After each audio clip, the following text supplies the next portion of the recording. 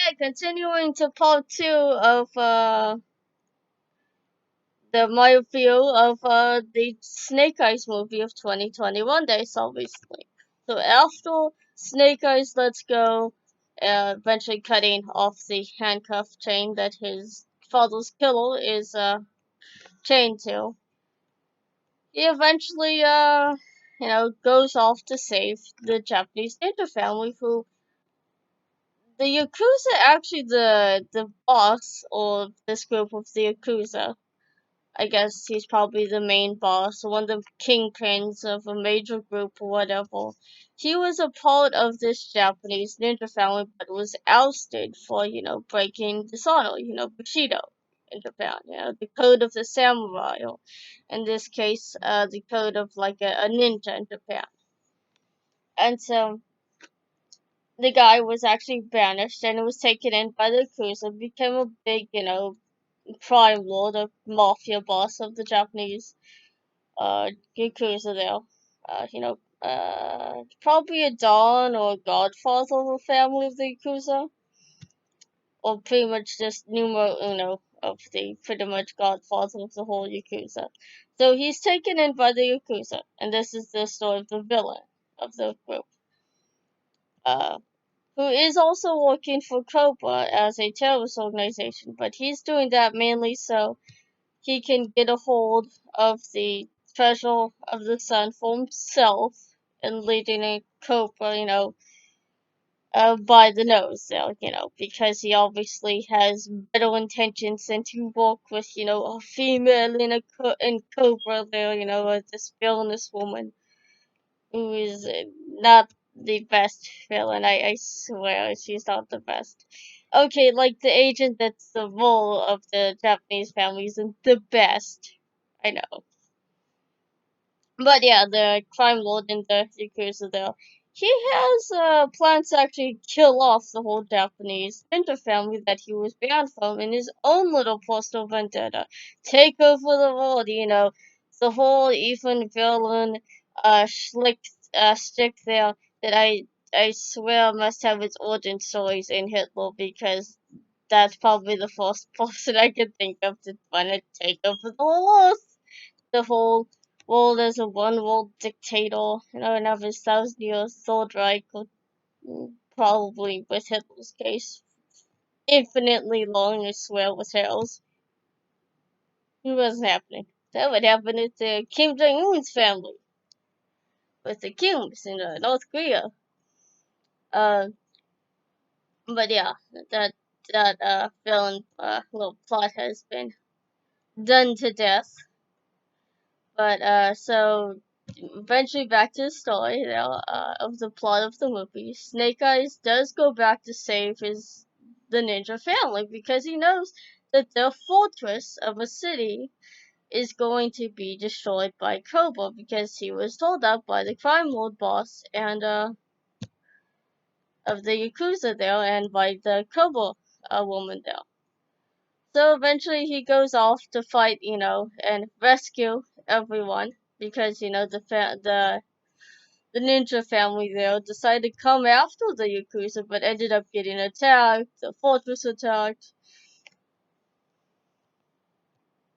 So they end up going after, but the Yakuza, and they end up pretty much getting slaughtered in the beginning. But Snake Eyes is like, I'm actually on your side, change of fault, good guy now. Because he's realized, his wrongs and his errors after meeting his father's killer and letting him go free.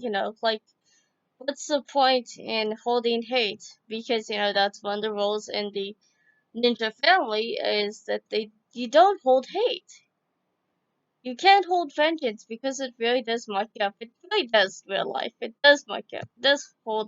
It does destroy your life in either way. Yeah, they do have a point in that. Vengeance and hate does have a point. Interesting message for today's situation, events, dealing with hate and stuff. Interesting though to see in a movie though. I will have to say, good job on Marvel's part. That's good. Uh, But yeah, Snake Eyes ends up, joining forces again with the ninja family there. And they take out the Yakuza. The crime boss eventually holds the family members and the head of the house, which is this old woman that's the head of the Japanese ninja family, and and the sibling of the hair of the ninja family. And I guess, well, the son is eventually coming back to save the day. I know the from the Yakuza there, kill them, get him out of his domain, his house there, his family's fortress, and save everyone, because the Yakuza have not only the sister of the head of the Japanese ninja family, but the head of the household, which is the old woman, and the masters there, all renowned masters in martial arts philosophy and stuff in Japan. Interesting to see even an African American guy as one of the masters. He gets I don't think he gets held hostage though in the main house of the main house or hall room of the house there of the fortress there. Um He eventually, yeah, so the Yakuza guy shows that no, he has the drill and he's pretty much invincible and nothing could stop him. No bullet, nothing could, touch him. Think of it honestly. God forbid, I'm gonna mention Hitler again. Think of it like if Hitler had this. Nothing could touch him except him losing probably the drill. But no, that's what ends up happening to the Yakuza guy after the Snake Eyes and the hair of the family and the other masters and everyone eventually comes together. After also getting the Cobra woman, the woman from Cobra, to join the family for a little bit, just for old time's sake, just for this one little vengeance vendetta for Cobra, and then they're back to being mortal enemies again.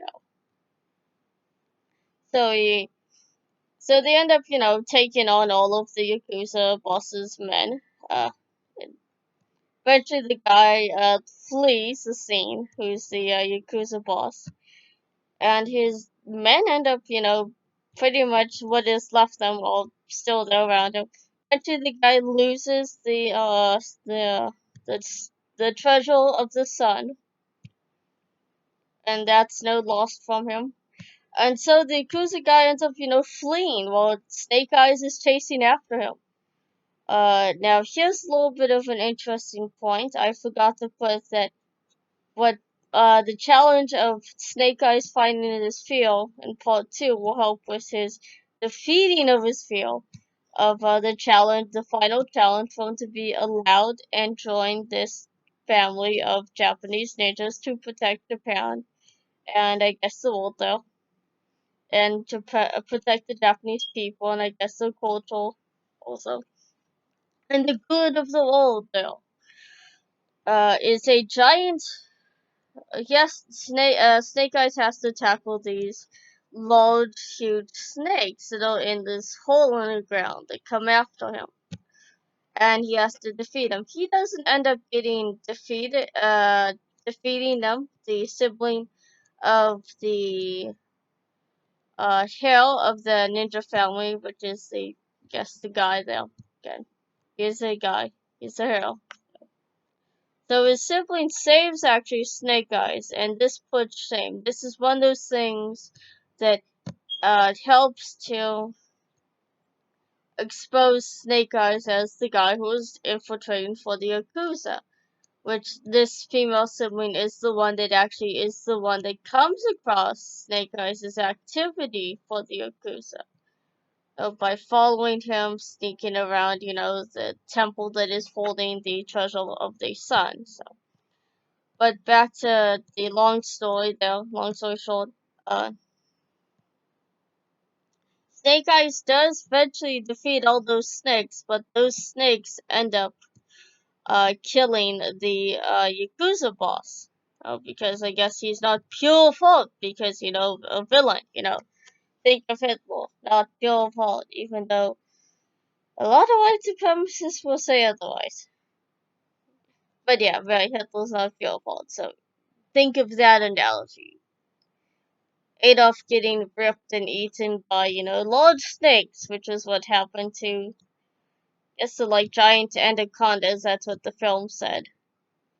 They looked more like basilisks to me from the Harry Potter films. I think maybe must have been influenced from, Challenge 3 that was a little bit magical. Like, how is this in a Marvel film? It obviously is supposed to be based on, the origin story of somebody like G.I Joe. Bit weird. Maybe it's a play on Eastern mysticism and magical practices, which I don't think are very common in Japanese and Zen Buddhism and stuff. I don't even think it's very common in Shinto. I don't really study a whole lot of Zen and Shinto. I probably should be before I mislead my audience and my viewers and regret it. But so, back to what I was saying about the movie, Snake Eyes does live from those snakes after defeating those large anacondas that I swear look like basilisks from the Harry Potter films. We've seen Harry Potter and the Chamber of Secrets. You probably know what I'm talking about. So eventually, as he's in the last scenes he's seen with the hair of the ninja family, eventually decides to flee because he's been exposed for breaking dishonor and stuff, or breaking the honor code, and he's like, but I've always lived an honorable life, and like, you know, blah blah blah, coming up the sub, but I've always followed your family's code. And the head of the household, who I guess is this guy's family, this would hurt to be disowned and broken by your family. Personal experiences on this one. I can understand this character. Gets kicked out, gets booed up by the family for breaking the family code. Everybody is held accountable to, even the biological fam, as much as anyone else in the family. So he ends up being,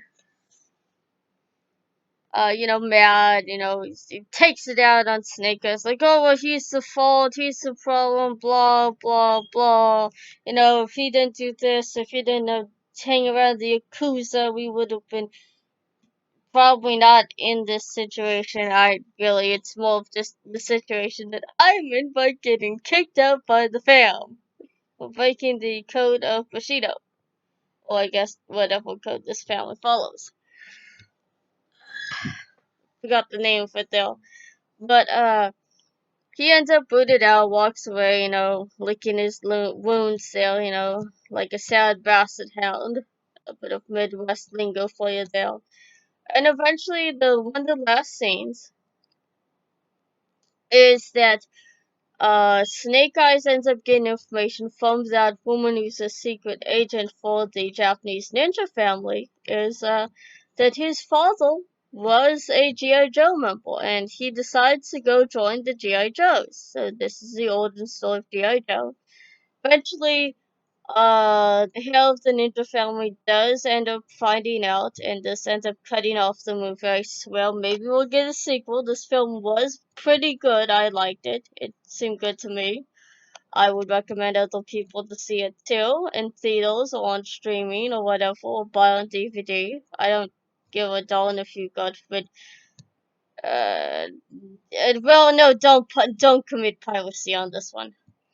But the last scene is the head of the ninja family that is on a plane of his private jet, and the villainess from Cobra comes up and wants to make an alliance, and this guy becomes one of the, I guess, the major villains later on of the G.I. Joe Cobra villains there for the G.I. Joe series. So I would like to let off on by saying thanks for watching. Subscribe, like this video,